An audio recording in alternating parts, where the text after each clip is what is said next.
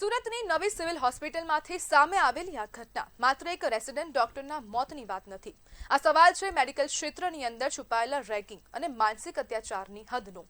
30 વર્ષીય ડોક્ટર હર્ષ પંડ્યાના આપઘાત બાદ થયેલી તપાસમાં 4 સિનિયર રેસિડેન્ટ દ્વારા રેગિંગ કરવામાં આવતું હોવાનો ખુલાસો થયો છે. આરોપ છે કે જુનિયર ડોક્ટરોને અપમાનિત કરવામાં આવતા, ગાળો આપવામાં આવતી અને તમે અમારા નોકર છો જેવી ભાષાનો ઉપયોગ પણ કરવામાં આવતો. તો સવાલ એ છે, જે હાથ દર્દીનો જીવ બચાવવાના છે, એ જ હાથ કોઈ સહકર્મીને માનસિક રીતે તોડી નાખ્યું તો તેને શું કહેશો? મેડિકલ કોલેજમાં સિનિયર એટલે માર્ગદર્શક કે પછી સત્તાનો દુરુપયોગ કરનાર? ડોક્ટર બનવા માટે વર્ષોની મહેનત કરનાર યુવાન જ્યારે હોસ્પિટલમાં જ અપમાન, દબાણ અને માનસિક ત્રાસ સહન કરે ત્યારે તેની ફરિયાદ સાંભળવા માટેની વ્યવસ્થા ક્યાં હતી? ચારેય સામે 6 મહિનાનું સસ્પેન્શન થયું છે. સર્ટિફિકેટમાં નોંધની ચેતવણી પણ છે. પણ સૌથી મોટો સવાલ એ છે કે એક જીવ ગુમાવ્યા પછી તંત્ર કેમ જાગ્યું? રેગિંગ પર રોક માત્ર કાગળ પર નહીં, હોસ્પિટલની દિવાલોની અંદર પણ દેખાવી જોઈએ. જ્યારે અગાઉ પણ આવી ઘટના રેગિંગની બની હતી ત્યારે રેગિંગની ઘટનામાં આરોગ્ય મંત્રીએ કહ્યું હતું કે કાર્યવાહી કરવામાં આવશે અને જે લોકો હવે રેગિંગ કરી રહ્યા છે આરોગ્ય ક્ષેત્રમાં તે લોકોની સામે કડક કાર્યવાહી થશે. પરંતુ આરોગ્ય મંત્રીની વાતને પણ ક્યાંક ને ક્યાંક વાચા મળી નથી. અને આજ મુદ્દે આપણી સાથે ચર્ચા કરવા માટે મૃતકના પરિવારજન નીતિન પંડ્યા જોડાઈ ગયા છે. નીતિનભાઈ, અહીંયા અનેકો સવાલ થઈ રહ્યા છે અને સૌથી પહેલો સવાલ એ છે કે હર્ષ દ્વારા તમને ક્યારે અથવા તો પરિવારમાં ક્યારે આ રેગિંગની વાત કરાઈ હતી? હર્ષ દ્વારા થોડી ઘણી એના પપ્પા જોડે ચર્ચા થતી કે આવું તો થાય, પણ એ પણ મેડિકલ ક્ષેત્રમાંથી આગળ આવેલા છે. એ પણ મેડિકલ ઓફિસર હતા અને તેમણે પણ આવા કિસ્સાઓ ફેસ કરેલા છે, પરંતુ આટલી હદે નહોતા એ સમયે. નીતિનભાઈ, આપણે રેગિંગને આપણે સામાન્ય ઘટના કહી શકાય?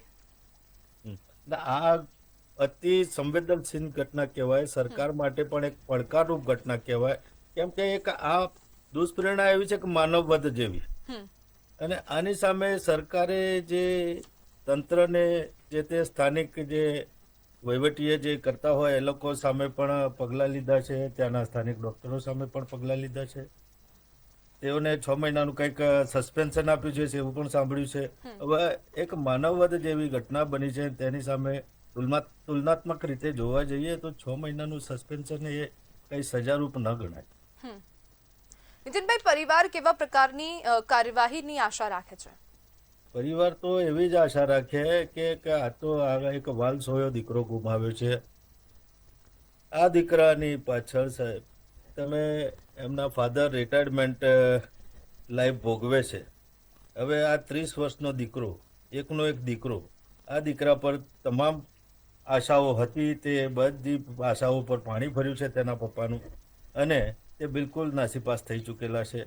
અને આવા સંજોગોમાં તેઓ પણ માગણી કરે છે કે આ ભલે મારું બાળક ગુમાવ્યું છે મેં, પણ બીજા બાળકો જોડે આવું કંઈ ના થાય એવા શિક્ષાત્મક પગલાં લેવા જોઈએ. અને આવી દુષ્પ્રેરણા પ્રેરવા માટે જે વિદ્યાર્થીઓ, જે ડૉક્ટર્સો છે તેઓએ આને પ્રેરિત કર્યો હતો અને તેણે આવું પગલું લીધું છે, તો તેને પણ સજા થવી જોઈએ. અને તેમને ડૉક્ટરના જે ડિગ્રી તેઓને મળી છે તે ડિગ્રીમાં લાલ શેરો વાગવો જોઈએ તેવી અપેક્ષા રાખે છે. તો આવા કિસ્સામાં આવું જો કંઈ સરકાર પગલાં ભરે તો આગળના સમયમાં આવા બધા કિસ્સાઓ બનતા અટકે છે. નીતિનભાઈ, હવે અહીંયા અનેક ખુલાસા થઈ રહ્યા છે આ કેસમાં. વિદ્યાર્થીઓ, જે સ્થાનિક વિદ્યાર્થીઓ છે, રેસિડેન્ટ વિદ્યાર્થીઓ છે, તે લોકો કહી રહ્યા છે કે જ્યારે રજૂઆતો થઈ રહી છે રેગિંગની ત્યારે એચઓડી કાર્યવાહી નથી કરતા. તો એચઓડીની કાર્યવાહી ન કરવાની ભૂમિકાને તમે કેવી રીતના જુઓ છો? એચઓડીની કાર્યવાહીની ભૂમિકા એ રીતે હોય છે કે ક્યાંક ને ક્યાંક સિનિયરોના પણ તાબે થઈ જતા હોય છે.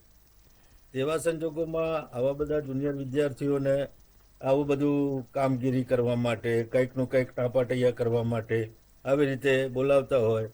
દાખલા તરીકે કંઈક કોઈ બી ઓપીડીની કોઈ પણ કામગીરી હોય કે કોઈ ઓપરેટિવ કામગીરી હોય, તો તેવી કામગીરી કરતા હોય ત્યારે આ લોકો બોલાવીને બીજું કંઈક કામ કરાવડાવે અને તેમના જે એચઓડી હોય તે આ વિદ્યાર્થીઓનો ઠપકો આપે, તો આ ઠપકાના અનુસંધાને આવા વિદ્યાર્થીઓ બધા, જુનિયરો બધા નાસીપાસ થતા હોય છે.